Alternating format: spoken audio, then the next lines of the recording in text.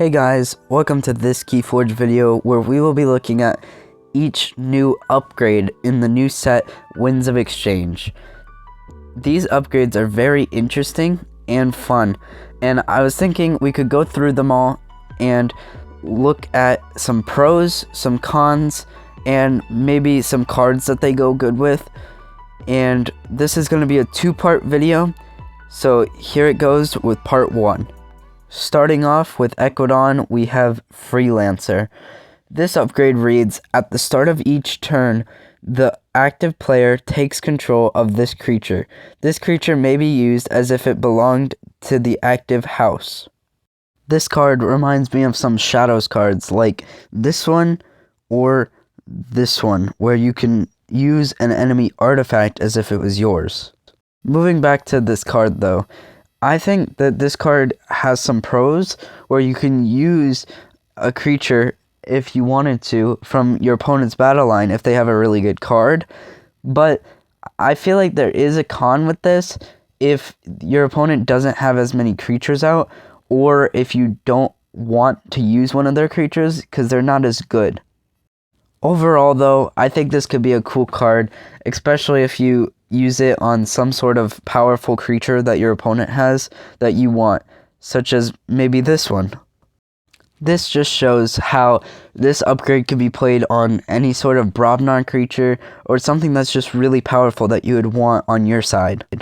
Moving on to another Ecodon upgrade, Insurance Policy. It reads, play, lose 1 Ember. This creature gains destroyed. If it is not your turn, gain 4 Ember.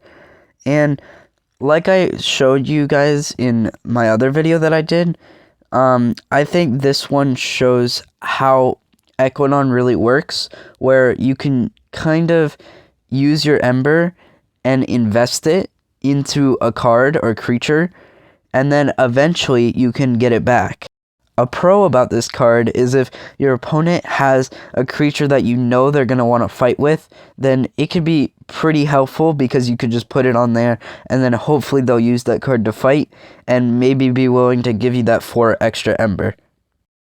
A con about this card though would be the fact that you would need a creature like that in your opponent's battle line that they would be willing to sacrifice to give you 4 Ember, which is quite a lot in my opinion, so I don't see this working out too much, but it could definitely work out sometime. Here's another upgrade, Niffle Paw. This reads, this creature gains after reap. Destroy this creature and attach Niffle Paw to another creature. Okay, so I first looked at this card and I was like, what in the world will you use this for?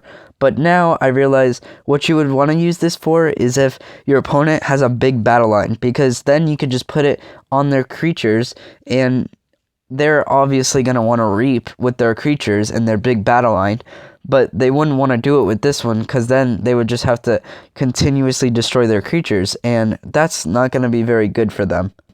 A con about this card though, I think, would be just the fact that if you didn't have a scenario where your opponent did have a big battle line, then you would have to be putting it on your creatures, and you really don't want to be doing that. So you probably just want to discard this card if that's the case. Moving on to Mars now, we have our Evolution. This reads, this creature and each creature with the same name as it gains after reap, deal 2 damage to an enemy creature. This would be really good if you had a token creature like Rebel, because it reads, after reap, deal 1 damage to a creature. So now you're dealing 3 damage, plus if you have a bunch of cards that make token creatures, then you can just get a bunch of damage out there.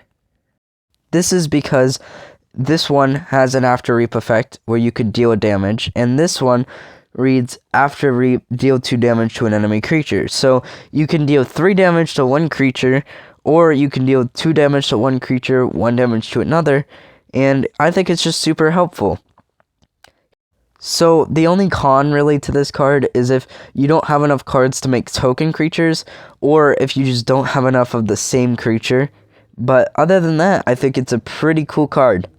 Moving on, we have another Mars upgrade. And I cannot read this, but Propaganda, something before it, Ironix Propaganda maybe. I'm probably wrong there, but it reads, this creature gains after fight, after reap. Make a token creature.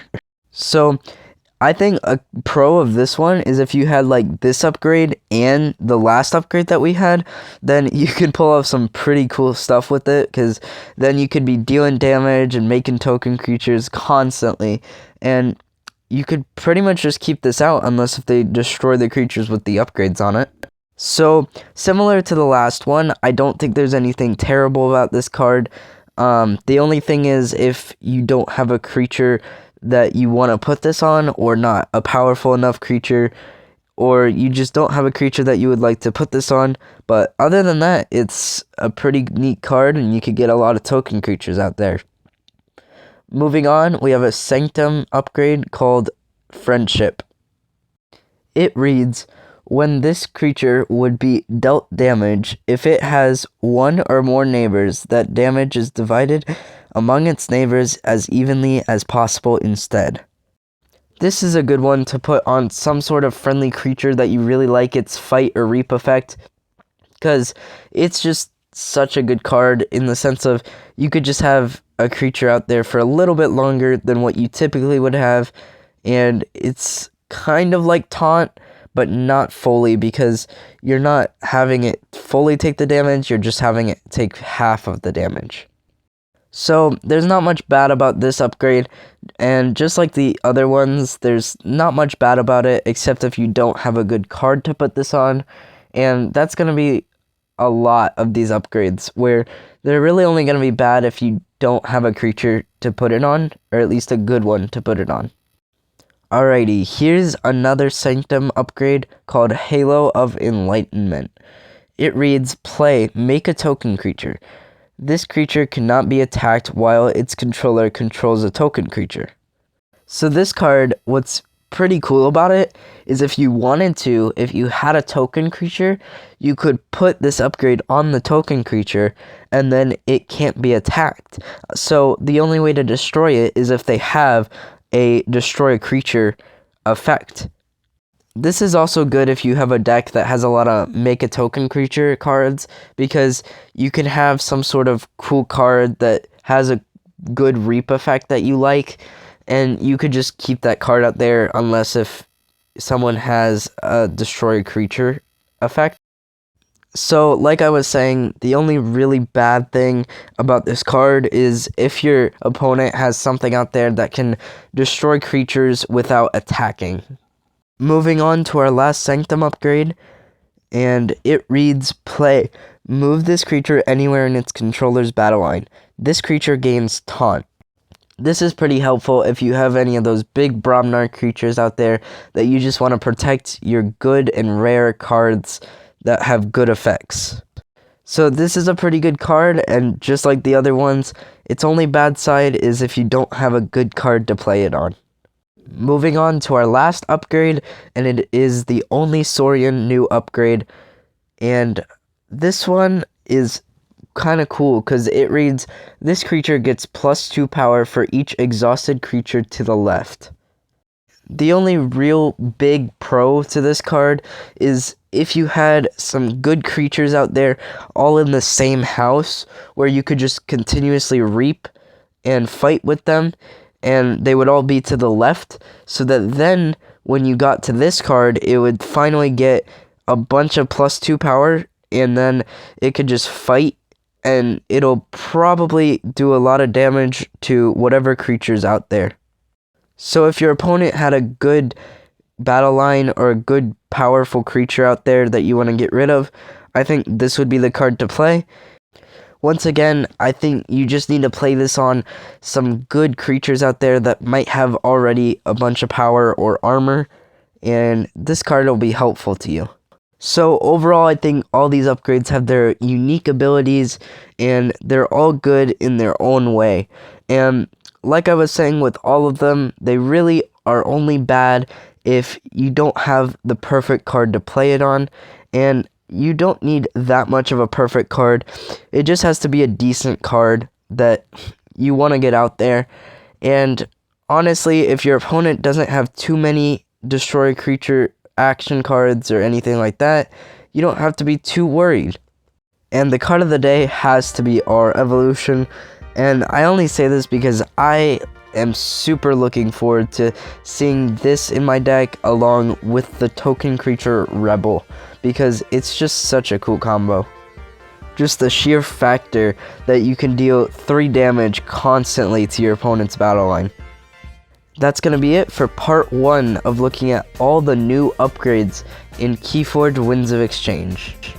If you enjoyed this part, look for part 2 by just subscribing and hit the little notification bell if you would like to, so that you can know when I post the part 2 of this, which should be in the next week or so. And let me know what you guys think your favorite upgrade was of part 1, and what you're most looking forward to in Winds of Exchange. And I hope you guys have a great day, and I'll see you guys in the next one.